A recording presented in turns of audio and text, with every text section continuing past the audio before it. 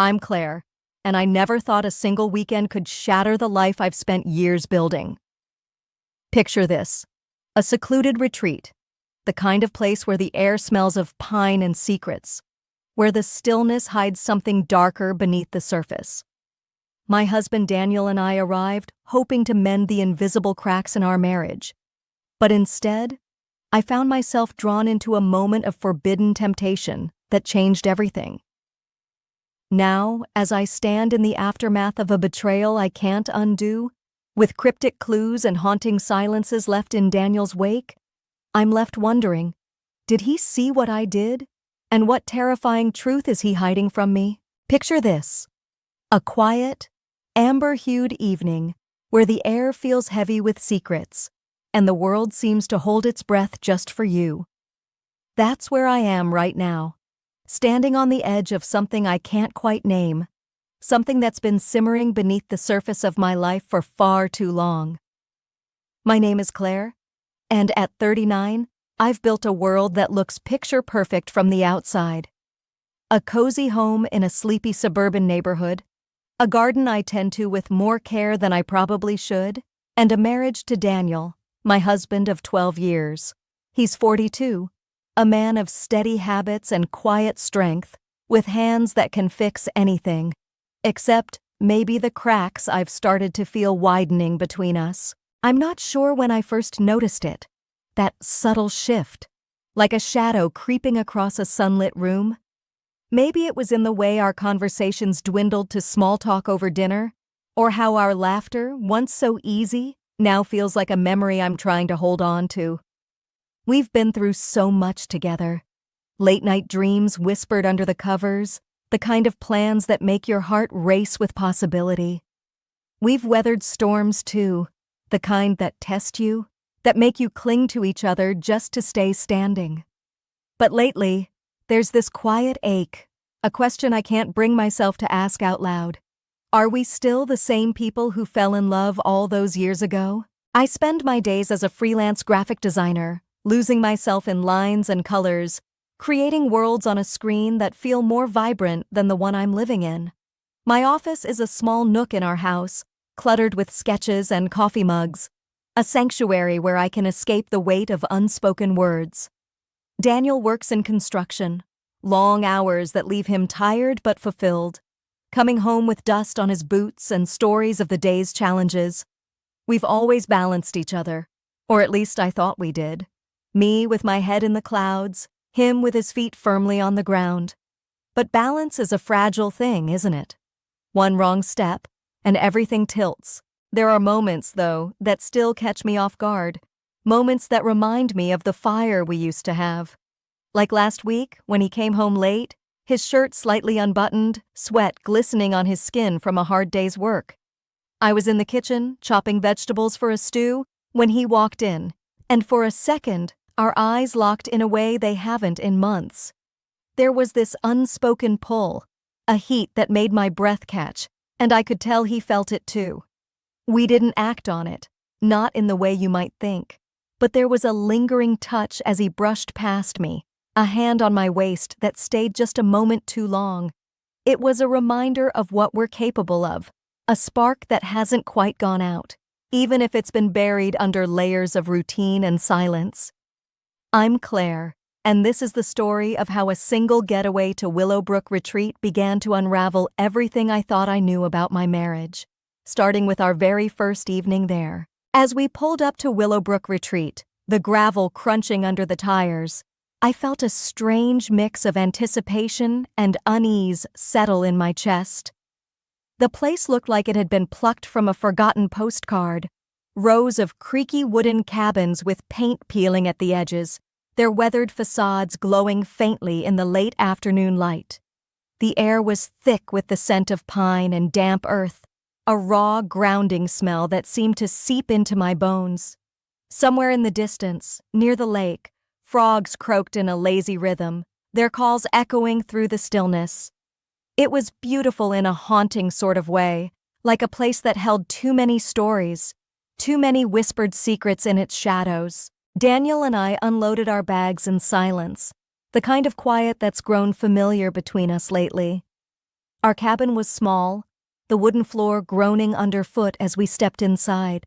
The walls were lined with faded photographs of smiling families from decades past, their joy frozen in time while the musty smell of age clung to the air.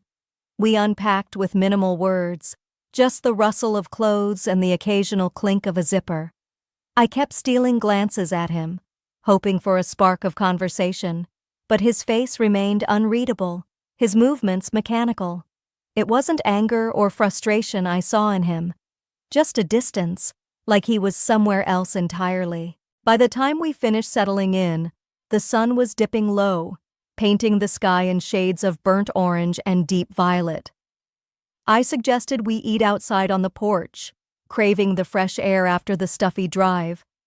We made simple sandwiches, nothing fancy, just ham and cheese on slightly stale bread, paired with a bottle of cheap red wine we'd brought along. Sitting there on rickety chairs, the wood creaking with every shift, I watched the last of the sunlight disappear behind the tree line. The world felt so still, so vast, and yet there was this undercurrent, this unspoken weight between us. Daniel barely spoke, taking slow sips of his wine, his gaze fixed on the horizon. But there was something in his eyes I hadn't seen in a long time, a strange serenity, almost like he'd come to terms with something I couldn't grasp. It unsettled me, that look, like he knew something I didn't, like he was waiting for a moment that hadn't yet arrived. The air grew cooler as night crept in, wrapping the retreat in a quiet that felt almost oppressive. I was about to suggest heading inside when Daniel's voice cut through the stillness, low and deliberate, each word heavy with intent. "I want to see you change." My breath caught, my mind stumbling over the cryptic weight of his words. Change how? What did he mean?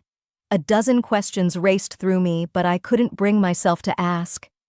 The weight of his words hung in the air, a puzzle I couldn't solve, and I felt a shiver that had nothing to do with the evening chill. I nodded faintly, unsure of what I was even agreeing to, and stood up, brushing off the unease. I told him I needed some air, a moment to clear my head, and he just watched me go, that same unreadable look in his eyes. So, I wandered down toward the lake, the path barely visible under the pale moonlight, my thoughts a tangled mess as I tried to make sense of everything. The lake was a mirror of the night sky, its surface still and glassy, reflecting the stars like scattered diamonds. The water lapped gently at the shore, a soft, rhythmic sound that should have been calming but only made my nerves feel more raw. I stood there, arms crossed over my chest, staring out at the dark expanse, when I heard it, footsteps crunching on the gravel behind me. My heart jolted, and I spun around, half expecting to see Daniel, but instead, a stranger emerged from the shadows. He was in his mid-30s, I'd guess, rugged in a way that spoke of long days outdoors. His scruffy beard framed a face weathered by the elements, and he wore a faded flannel shirt, the sleeves rolled up to reveal forearms marked by faint scars. His name, he told me later, was Ethan, and his voice was warm, almost too warm, with an edge of something reckless that made my pulse quicken for reasons I couldn't name. He introduced himself as a guest at the resort, just out for a late-night walk, and asked if I minded some company. I hesitated, my instincts telling me to keep my distance, but there was something disarming about him. Something in the way he smiled, like he already knew I'd say yes. We started talking about the lake, how it looked almost otherworldly under the moonlight, and I found myself relaxing, drawn in by his easy charm. He stepped closer, close enough that I could smell the faint hint of wood smoke on his clothes, and pointed up at a constellation, naming it with a casual confidence. His hand brushed mine as he gestured, a fleeting touch that sent a prickle of electricity across my skin. I froze, my breath catching, and instinctively glanced up toward the hill where I could just make out Daniel's silhouette. He was there, a motionless shadow watching. I waited for him to move, to come down, to do something, anything. But he didn't. He just stood there, still as a statue, and my heart pounded with a mix of guilt and a strange, forbidden thrill.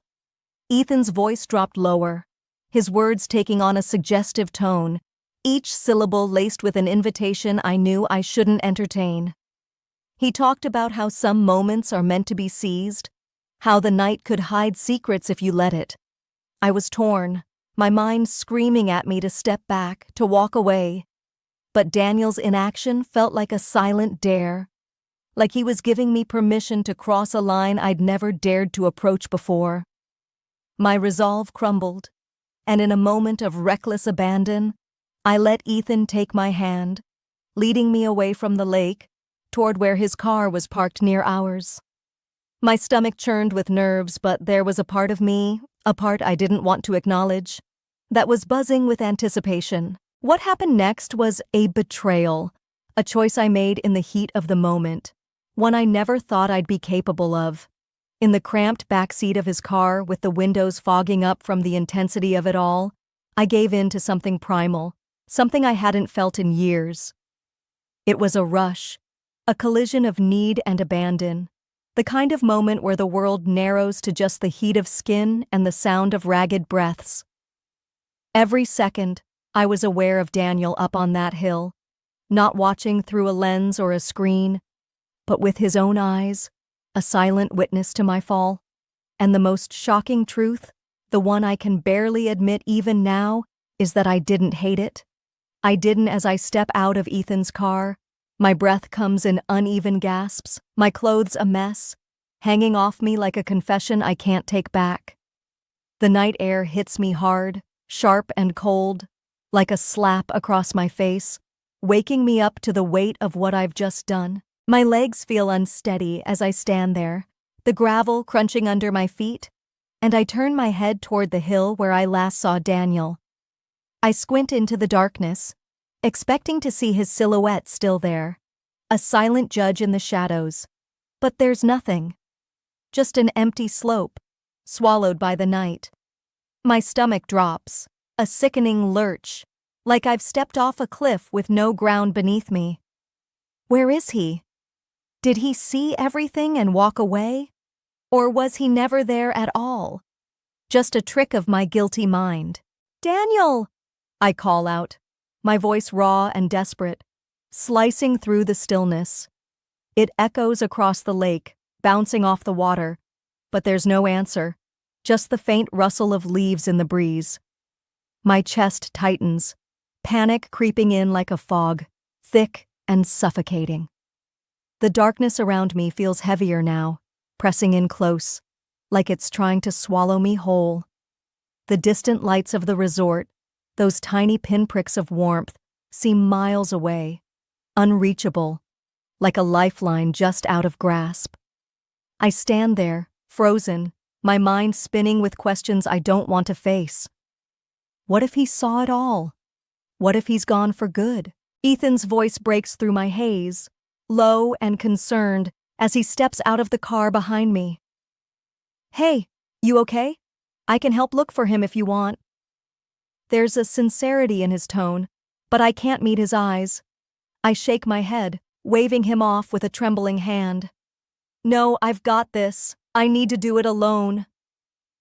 My words are sharper than I mean them to be, but I can't handle his presence right now. Not after what just happened between us.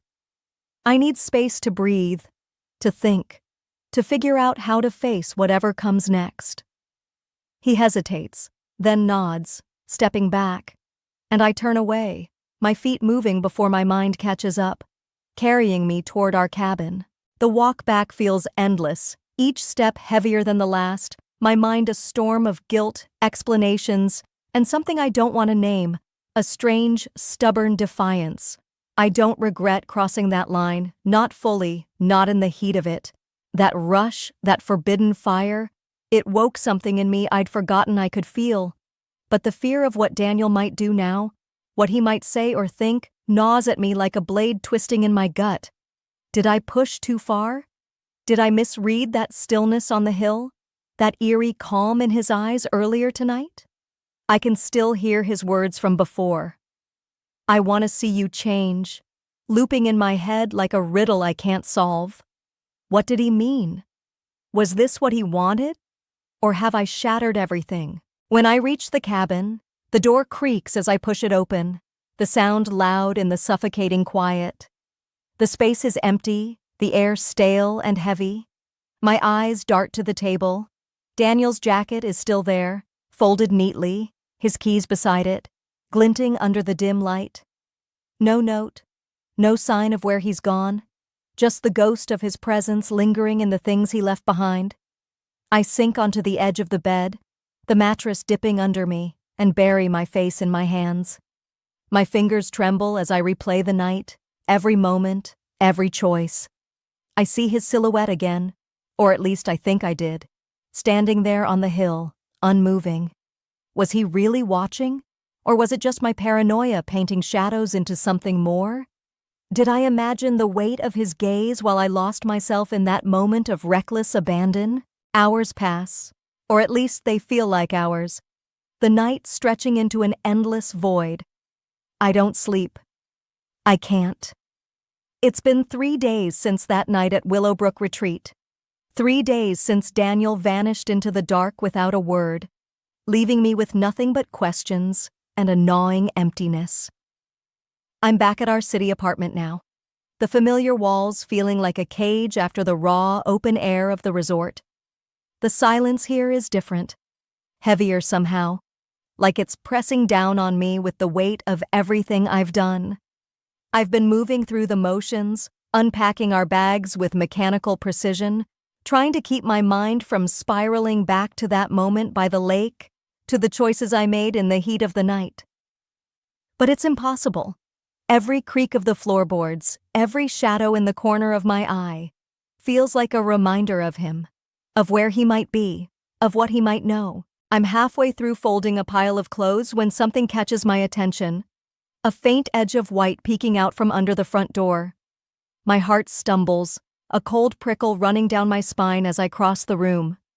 It's an envelope, plain and unmarked, slipped there like a secret I wasn't meant to find just yet. My hands shake as I pick it up, the paper cool against my fingers, and I hesitate for a moment before tearing it open.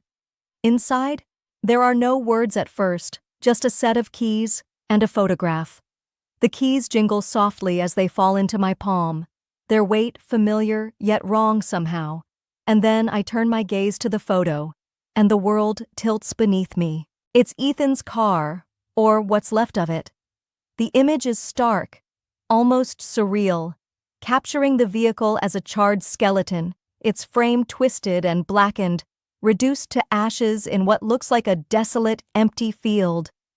The paint is gone, melted away by flames that must have roared with a ferocity I can only imagine, leaving behind jagged edges of metal that glint faintly under a gray, overcast sky.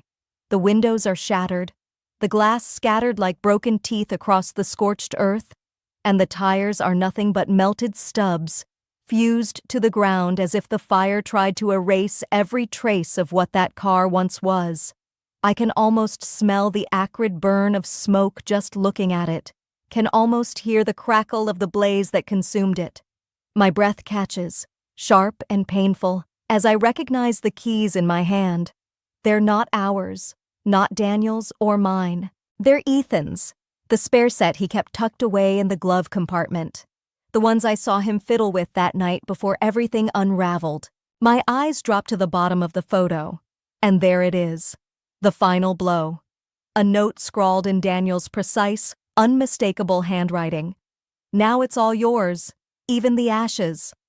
The words hit me like a physical strike, knocking the air from my lungs. I stagger back, collapsing onto the floor.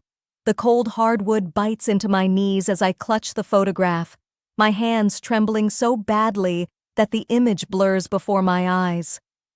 The meaning sinks in slowly, like poison seeping into my veins. Daniel didn't just see what happened that night. He didn't just stand there on that hill, a silent shadow bearing witness to my betrayal. He acted. He destroyed the evidence, burned away the very space where I crossed that unforgivable line, reduced it to nothing but cinders and ruin.